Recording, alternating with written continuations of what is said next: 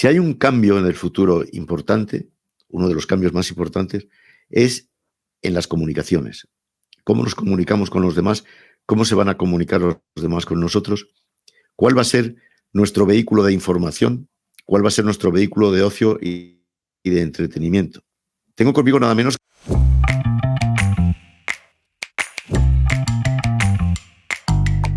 que a José Manuel Pérez Tornero, que fue presidente de Radio Televisión Española, que es un sitio siempre controvertido, pero él fue presidente y yo creo que fue un gran presidente, un hombre que pluralizó muchísimo la televisión pública, que para mí es fundamental, y un hombre que, bueno, se ganó ante los parlamentarios el puesto. Fue la primera no designación a dedo que hemos vivido en Televisión Española y espero que no sea la última, por cierto, pero eso es otra cuestión. Y en la comisión del Senado ante la que compareció y que le eligió, dijo algunas cosas muy importantes y muy interesantes. Por ejemplo, me pareció entenderle que la televisión como tal y como la entendemos ahora, esa que te sientas en el sofá delante de la pantalla, está ya prácticamente muerta. ¿Qué tal, José Manuel? ¿Esto es cierto? Gusto oírte y estar contigo. Es cierto que el mundo mediático domina la existencia de la humanidad, tanto personal como socialmente, y que lo que conocíamos como la televisión de los años 50, 60 y su esplendor en los años 80 ya no es lo mismo, es muy diferente. Es como si hubiésemos estado acostumbrados a regar un campo con una manguera que se abría periódicamente en un determinado momento y, por tanto, que el agua llegaba a un territorio limitado y concreto, y de pronto pues ha empezado un riego por aspersión, que las burbujas llegan a la planta que mejor llega según el viento y según el aire y según la posición, ¿no? Y este es el cambio que potencia el audiovisual y disminuye la televisión. Vamos hacia un consumo de series de ficción, de entretenimiento, mayor que nunca, y hacia un consumo de programas informativos, netamente informativos, menor que nunca. ¿Eso es el futuro? Por lo que se está viendo, vamos a un consumo de grandes eventos de entretenimiento deportivos y musicales que son globales. Luego a una especie de imperio internacional de telefilms y de series que están fagocitando el imaginario mundial y recuperando historias pero cambiándolas, y esto va a ser un flujo muy importante de consumo en el mundo. Y luego yo creo que lo que está pasando con los informativos, con la información, es que se está pervirtiendo. El periodismo clásico, sosegado, sereno y que vigilaba el poder, pues está reculando. Es un periodismo más vulnerable al poder que antes. Luego podemos hablar de esto. Y de alguna forma lo que está pasando es que se está diluyendo en diversos afluentes, ¿no? Uno, pues el infoentretenimiento, otro el humor mezclado de chistes políticos, otro la sátira, otro descaradamente la desinformación, etcétera, etcétera. El periodismo clásico, no puedo decir clásico, quiero decir antiguo, sino normativo, está sufriendo mucho en estos últimos tiempos. Las encuestas que tenemos, que elaboramos en Periodismo 2030, algunas las conoces tú, nos indican que la credibilidad de la televisión es mínima, en comparación, por ejemplo, con la de la radio, que es máxima, y con la de la prensa escrita de papel, que también es máxima. Es curioso eso, que la televisión se asocia con lo frívolo e incluso con las fake news muchas veces. Sí, la televisión es un acompañamiento que no tiene credibilidad desde el punto de vista de la veracidad de la información, pero que tiene mucho poder de seducción. Y al tener mucho poder de seducción y crear un contagio de ideas entre los emisores y los receptores, pues tiene mucha influencia. Es muy persuasiva, aunque no sea creída, aunque no sea creíble, porque trabaja la parte menos consciente de la mentalidad, de las mentes de los receptores, ¿no? En cambio, tanto la radio como la prensa escrita proponen un distanciamiento y una mediación, digámoslo así, ¿no? Una distancia entre emisor y receptor que permite mayor racionalidad.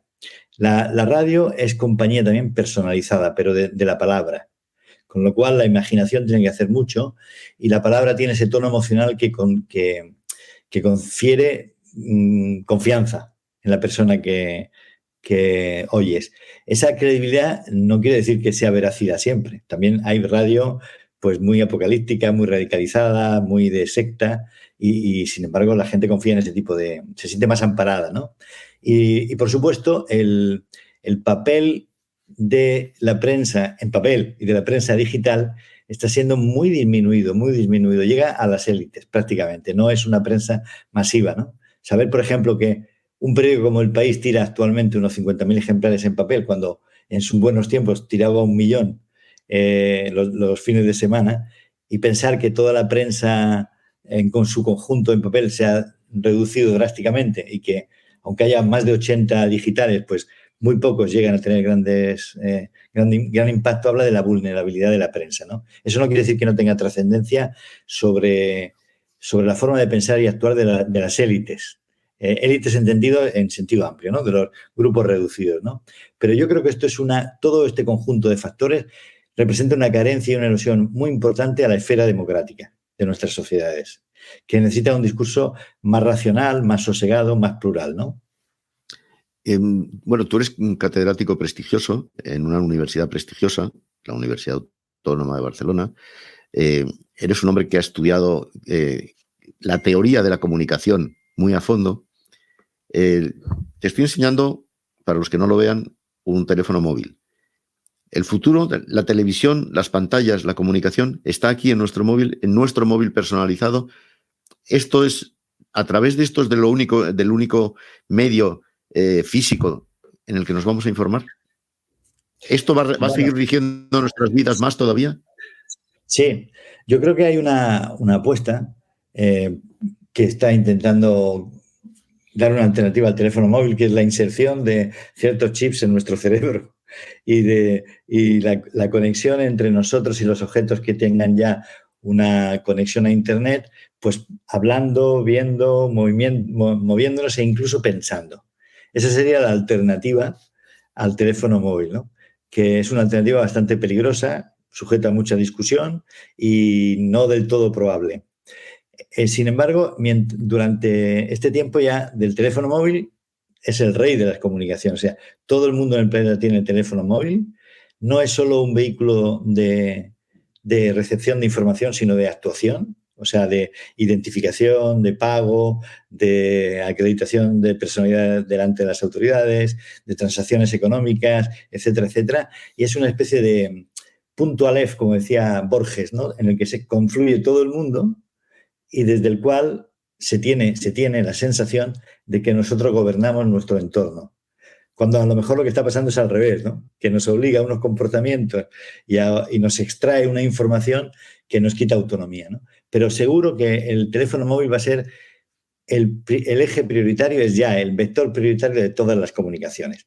¿Eso quiere decir que la gran pantalla va a desaparecer? Yo creo que no.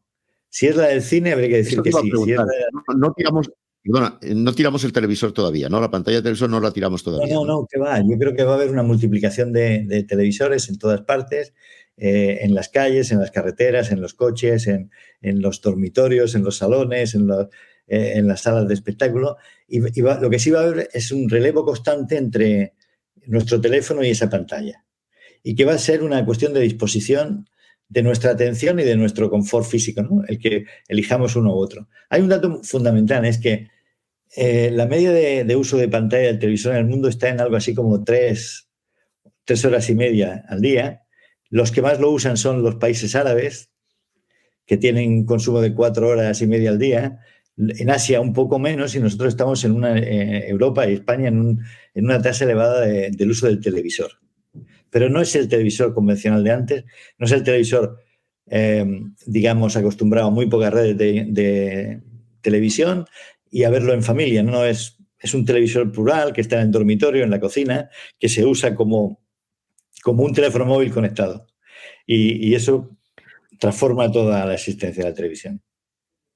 A mí esto, José Manuel, la idea de insertar un chip que de alguna manera sustituya al teléfono móvil, me la contó por primera vez el inventor del teléfono móvil, un señor de 94 años, en el Mobile World Congress de Barcelona, y me quedé flipado. Luego he visto que alguien como Elon Musk ya lo está ensayando.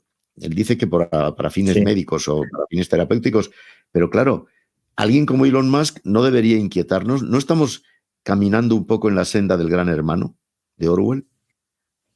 Yo creo que Orwell se queda corto, ¿no? Con lo que estamos viendo en la actualidad. Yo creo que sí que es un peligro enorme. ¿Esto lo dices para tranquilizarme o para aumentar mi desasosiego? No. Bueno, yo creo que uno tiene que estar tranquilo aunque esté en medio de un ciclón, ¿no? Hay que estar tranquilo porque, como decía, me parece que era Edgar Allan Poe, donde mejor se está cuando hay un torbellino es en medio, ¿no? Y Elon Musk es un torbellino, porque todo lo que está lanzando con un marketing sincopado de su gran empresa que manipula las neuronas, pues es un experimento gravísimo para la humanidad, antropológica y tecnológicamente, que debería estar siendo analizado ética y políticamente, sus consecuencias, sus efectos, ¿no? Pero que lo está haciendo y lo está haciendo en secreto, ¿no?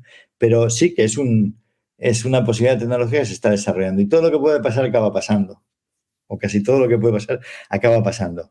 Podemos prevenirlo y podemos crear obstáculos a esto, ¿no? Pero sí que hay, junto a lo que es el robo de datos privados, los big data, la inteligencia artificial, hay como una especie de OPA a la actuación de la persona. O sea, hay una compra de acciones y de libertades que es muy preocupante en el mundo entero. ¿Que tiene que ver con la televisión? Sí. ¿Que tiene que ver con lo digital? También. ¿Que tiene que ver con la inteligencia artificial? También. Y que tiene que ver con el deterioro democrático mundial que estamos viviendo, que se corresponde con una nueva geoestrategia de imperios donde la tecnología es la clave.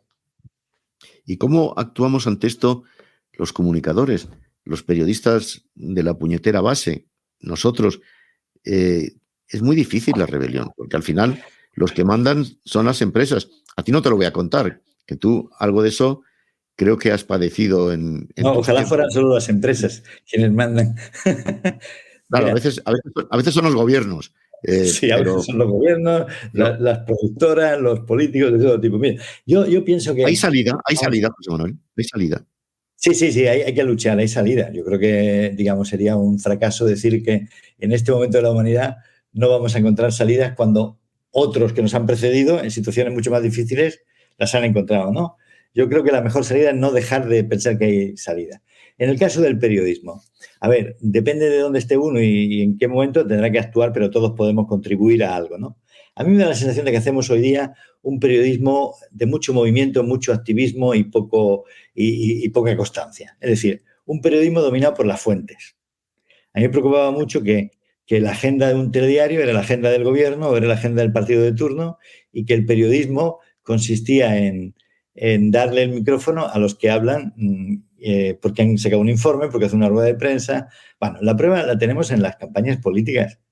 Las campañas políticas deberían ser el momento en que los medios informan a los ciudadanos de las cuestiones decisivas y ordenan el pensamiento para que el ciudadano pueda ser libre e informado a la hora de tomar su voto, ¿no? No es así. Son las agendas de los spin doctors los que están marcando el que los periodistas se enfoquen en su cámara hacia un lugar u otro. Y esto que lo digo a propósito de la política sucede ante los grandes problemas como el cambio climático, la carrera de armamentos, los conflictos mundiales, los problemas farmacéuticos. Falta, para resumir esto que quiero decir, falta un periodismo constante y en profundidad que apenas se da cuando se publican libros de periodismo o cuando se hacen grandes documentales a fondo, pues sencillamente porque tienen tiempo de descubrir una cuestión o de investigar o en la grande línea de investigación, pero que no se da en el periodismo diario. Y esto yo creo que fractura la mente de los espectadores, que no les permite tomar decisiones, ¿no? Ayuda también a la deslegitimación. Si encima le añadimos todo el show que se hace en torno al periodismo y la poca atención del público, pues ya vemos lo que se sufre, ¿no? Pero hay solución, porque yo creo que hay medios que están apuntando en el buen sentido del término, hay televisiones que también lo quieren estar haciendo bien, hay una lucha profesional y política que desgraciadamente hemos abandonado, pero que debería sostenerse, que es una lucha horizontal del periodista con sus jefes y de estos con el entorno político. Yo creo que hay que seguir luchando. Ya, como periodista ya te digo yo que esa lucha la perdemos siempre los periodistas, pero bueno, la estamos perdiendo también con las redes sociales. Las redes sociales, que es una maravillosa vía de comunicación, al final mmm, se están pervirtiendo y usando de la manera más espuria, hasta el punto de que ahora estamos viviendo unas campañas, en estos momentos que estamos aquí, estamos viviendo unas campañas electorales y vemos hasta qué punto se están utilizando torticeramente las redes sociales para presionar a un periodista como yo. Hay bots y trolls y escondidos y emboscados que te están poniendo a parir cuando no dices lo que les gusta en un sentido o en otro. Y estamos ahora entre la fachosfera y el pesebrismo, depende de lo que escribas en cada día. Esto está incidiendo muy severamente. Necesitamos medios públicos que nos defiendan, medios públicos independientes, medios públicos controlados por la sociedad civil que nos defiendan. ¿Los tenemos? ¿Los podremos tener? Hablo de Televisión Española, básicamente, de los medios públicos, hablo de la agencia EFE, donde se ha producido alguna cosa que a mí no me gusta. En fin, hablo de todo eso. Hombre, vamos a ver, medios públicos y medios privados. Necesitamos medios más fuertes. Medios que deberían estar un poco, y ya digo que lo que voy a decir ahora, lo avanzo, es un poco utópico, ¿no? Pero que tuvieran independencia frente a poderes económicos, porque antes la publicidad, como era tan amplia, pues te daba una cierta independencia a la hora de tomar decisiones o de informar. Hoy día casi todos los medios están de un modo u otro subvencionados, o sostenidos o apoyados, ¿no? por diferentes poderes. Esto ya es una primera losa ante la libertad del periodista. Después está la precariedad laboral, que los sueldos son bajos, es muy fácil trabajar en 2 o 3 medios como freelance, pero muy poco cubierto por las estructuras del medio. Y esto también pasa en la empresa pública, porque la empresa pública que haya llegado a una situación en la que ahora saldrán, si salen 2.000 o 3.000 empleos públicos, quiere decir que durante todo este tiempo ha estado, digamos, alimentado por una fuerza laboral interina, precaria, poco pagada, inestable, y todo eso es subordinación. Todo eso significa subordinación al interés y al mandato de turno, ¿no? Yo creo que hay mucho que hacer en fortalecer al periodista individual. Ese periodista individual sufre acoso en las redes y no tiene defensa, no tiene una policía de las redes, no tiene un sistema mediático para defenderse. Y ese acoso hace mucho daño psicológicamente. Yo recuerdo haber llegado, me parece que fue el tercer día, a Radio Televisión Española y darme cuenta de que las reporteras, porque en ese caso por casualidad eran reporteras que estaban cubriendo la campaña política, sufrían un acoso mediático mejor dicho, en redes, en la que revelaban dónde vivían, dónde compraban, quiénes eran, etcétera, etcétera. Lo grave es que eso estaba promovido por los partidos políticos y que había movimientos activistas cercanos a los partidos políticos que asediaban a esas reporteras, ¿no? Bueno, pues ese tipo de asedio, con todas las sutilezas que tú, con más años que yo en el oficio... Lo que estás diciendo es muy fuerte. Sí, pero es cierto. O sea, ha habido durante las últimas campañas electorales trolls, empresas, personas y anónimos que en conexión con movimientos políticos cercenan la libertad del periodista, utilizando injurias, calumnias, grabando situaciones privadas, etcétera, etcétera, que acaba por amilanar. Yo creo que esta es una cuestión que desde el periodismo deberíamos denunciar sistemáticamente. Y luego también los partidos políticos tienen hablo en general, tienen poca tendencia a respetar el criterio profesional de los periodistas. O sea, exigen a los periodistas: tómame por este lado, enfócame por aquello, no saques aquel tema, cuando hables de este, habla también de los demás. Bueno, yo creo que no hay más solución que empoderar al periodismo, como institucional y personalmente, y dejar que cada uno tenga su criterio y dejar que se pueda expresar ese criterio, ¿no? Tampoco se favorece, por ejemplo, por los sistemas de reclutamiento de las tertulias en todos los medios. O sea, el entorno de tertulianos de los principales programas periodísticos pues se hace con criterios no estrictamente periodísticos, sino también de equilibrio político, de influencia mediática. Una curiosidad, José Manuel. ¿A ti te imponían tertulianos cuando tú eras el presidente de Radio Televisión Española? A mí no. A mí no me imponían tertulianos, pero intentaban hacerlo. Es decir, yo directamente tuve presiones públicas por parte de un partido determinado, de un consejero de administración y de que a partir de un estudio que era una birria académica, pues determinaba que en un determinado programa había tertulianos de un tipo, de otro, de derechas, de izquierdas y un desequilibrio. Bueno, yo me leí aquel estudio, vi que no estaba fundamentado ni estadística ni científicamente, y que era pues un uso político, digámosle, para decirlo tímidamente, benevolentemente, pues equivocado de lo que es el análisis de los tertulianos, pero no hice ni una sola llamada al director del programa, ni le pedí cuentas de nada, porque además muchos de los que estaban allí estaban antes de mi periodo, no habíamos cambiado gran cosa, aunque habíamos cambiado el programa. Me parecía razonable que el director del programa tuviese un criterio para seleccionarlo. Traté también de intentar poner en común los criterios de cada director a la hora de elegir las tertulias, y ahí sí que me encontré yo con yo lo atribuyo más a una cierta debilidad del director de turno, de la directora. A veces no tenían criterios explicitables de selección o confesables, pero la verdad es que yo en ese tema no intervine demasiado. Oía, digamos, algunas propuestas, pero me parecían tan extemporáneas que de verdad prefería seguir como estábamos que como apuntaban algunos que podíamos ir. Yo entiendo que a un tertuliano, si me permite, si acabo pronto, no se le puede calificar diciendo es conservador, es de izquierdas, es de derechas o publica. No, un tertuliano es una persona que tiene conciencia, capacidad crítica, una experiencia profesional, es un experto o no, y que son esos valores que hay que poner en cuestión. Nosotros a veces nos dejamos arrastrar en eso, ¿eh? Nosotros somos los primeros a que, porque nos contraten en algún sitio, estamos dispuestos a ser guinda verde, roja, azul o amarilla. Nosotros tenemos que hacer una autocrítica. Pero decía yo que se empieza imponiendo al broncano de turno y se acaba imponiendo al presidente de la corporación. Una cosa que es pública y que pagamos nosotros, por cierto, tanto a broncano como al presidente. Vamos a ver. El tema de Broncano, yo lo conozco desde lejos, me cuesta mucho opinar sobre la cuestión, pero si lo que dicen es que en un lugar de poder, en la Moncloa, se decide algo y hay una correa de transmisión que se lleva al Consejo de Administración y ese Consejo de Administración acaba decidiendo una cantidad de dinero, hombre, la ciudadanía tiene derecho a preguntarse, ¿realmente el gobierno es la fuente idónea para la selección de un programa de televisión? Yo creo que eso ha quedado en el aire y me parece que es una respuesta que todos tenemos que darnos, ¿no? ¿Se elige o no se elige a un presidente? Bueno, yo soy partidario del sistema que sea, en mi caso, no porque fuera mi caso, ¿eh?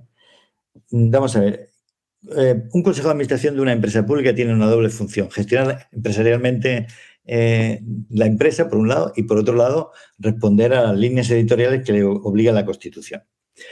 ¿El presidente o la presidenta que esté al frente tiene que tener competencias profesionales? Pues naturalmente.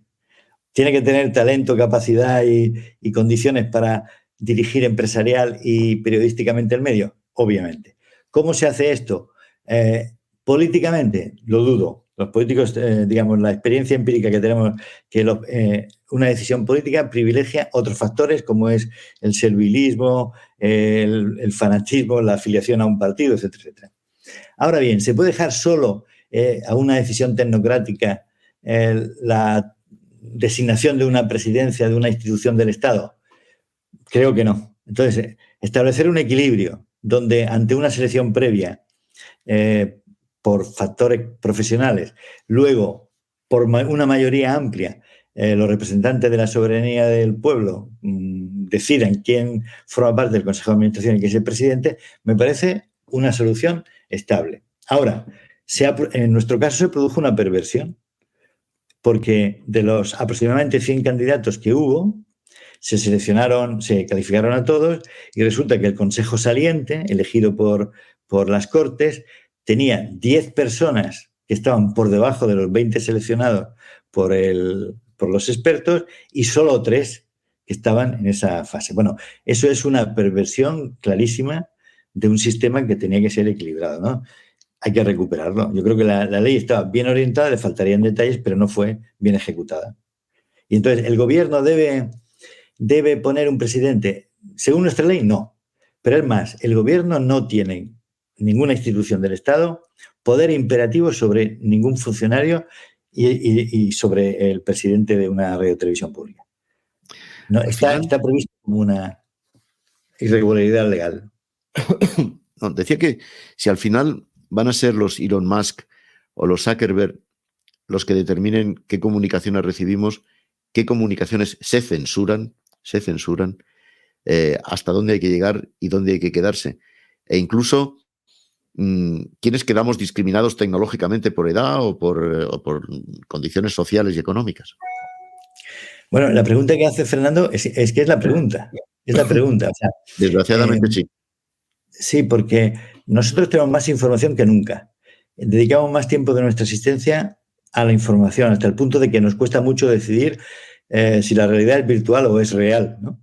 Y entonces, por procedimientos algoritmos de inteligencia artificial, no tanto por censura, sino sobre todo por saturación de la atención en otros temas, pues se conforman unas estructuras discursivas que nos atrapan, nos dejan muy poco margen de libertad. Podemos movernos autónomamente, o sea, no está la batalla perdida, podemos seleccionar, contrastar, etcétera, etcétera.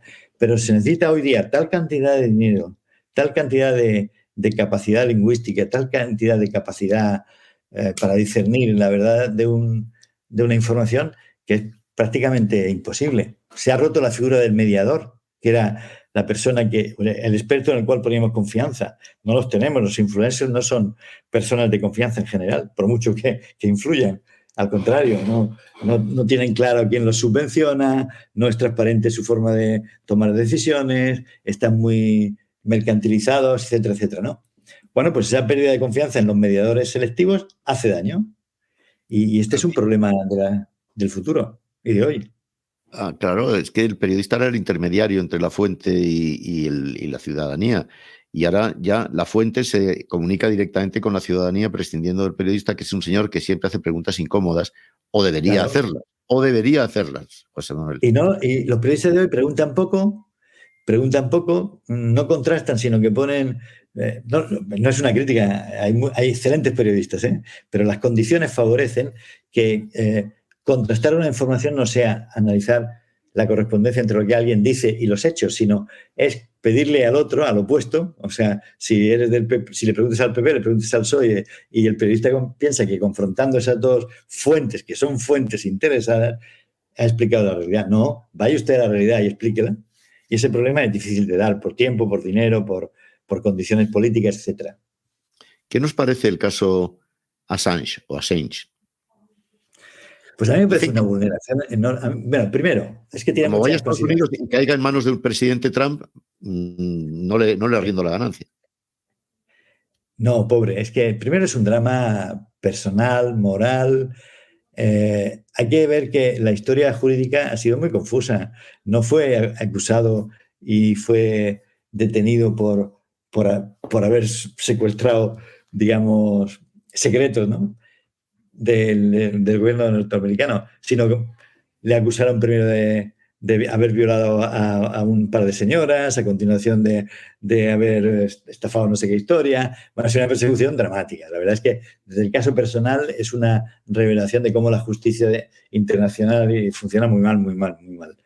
Ahora, ¿qué hizo Assange? Pues poner sobre la mesa un hecho, que es que indebidamente y sin cumplir la ley, el gobierno analizaba todas las conversaciones telefónicas, que indebidamente habían bombardeado civiles en la guerra de Irak. Bueno, y por denunciar esto, con procedimientos, pues sí, cuestionables, de espionaje o de robo de datos del Estado, pues inmolamos, quemamos y martirizamos a un señor que prácticamente cuando llegue a Estados Unidos tendrá muchas preocupaciones físicas y mentales, no estará en perfecto estado. Bueno, le pueden condenar a muerte, imagínate si puede tener preocupaciones físicas y mentales. Claro, además, o sea, y esto visto desde la prensa internacional, pues sí que ha provocado activismo y un escándalo general, pero ahora estamos asistiendo a una guerra entre Rusia, Ucrania y Europa, Rusia, ¿no? Palestina e Israel, y se ha ejercido una especie de losa de silencio sobre determinados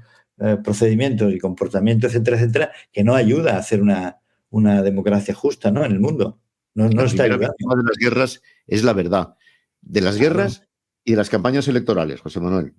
Exactamente. Y es como si dijéramos, yo lo veo que es como grotesco que quienes generan más desinformación, que son los grandes imperios políticos, los gobiernos, hayan lanzado ahora esta operación de contra la desinformación, que en el fondo debería ser una lucha contra la información que los mismos poderes dan, ¿no?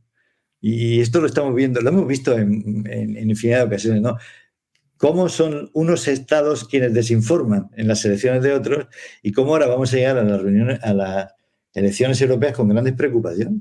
Una gran preocupación de quién nos va a influir. José Manuel, estaríamos hablando muchas horas, esto tiene un límite temporal. No he querido incidir en tu caso personal, que para mí es un caso ejemplar, debo decírtelo para que lo sepas. Ejemplar tanto en tu comportamiento como ejemplarmente malo en el comportamiento de otros, la verdad. Creo que tenemos que luchar por tener unos medios públicos de calidad, honrados y plurales. Hasta cierto punto los tenemos grandes profesionales, hay que decirlo también, pero han ocurrido cosas lamentables que ahora prefiero no comentar contigo porque no quiero que la amargura nos llene a ninguno de los dos. Un podcast que en el fondo debe estar lleno de optimismo, porque el futuro de la comunicación es brillante. Hay comunicación, hay información. La gente tiene derecho a estar informada y nosotros tenemos derecho a informarla. Así que vamos a esa guerra, ¿no? Vamos, yo te digo una cosa, yo no he sentido en mi presencia en la televisión española amargura, no, yo he aprendido mucho y yo creo que la contribución de las personas que tienen el privilegio y el honor de aprender, pues es transmitirlo. Transmitirlo no en positivo, porque creo que las cosas se pueden cambiar. Yo creo que a veces hay pues errores que son malintencionados, otros errores que son poco intencionados, poco meditados y otros problemas estructurales, ¿no? Pero sostener una esfera democrática pública a través de la radio y televisión pública es necesario. No hay que abandonar esa batalla. Ahora, bueno, hay que hacerla. El cambio en la comunicación es la batalla que tenemos que dar los profesionales. José Manuel, sí. Un abrazo muy fuerte y ánimo. Al final ganaremos y seguiremos viendo. Gracias. Muchísimas gracias por el optimismo y por la palabra. Un abrazo muy fuerte. Igualmente, Fernando, un abrazo.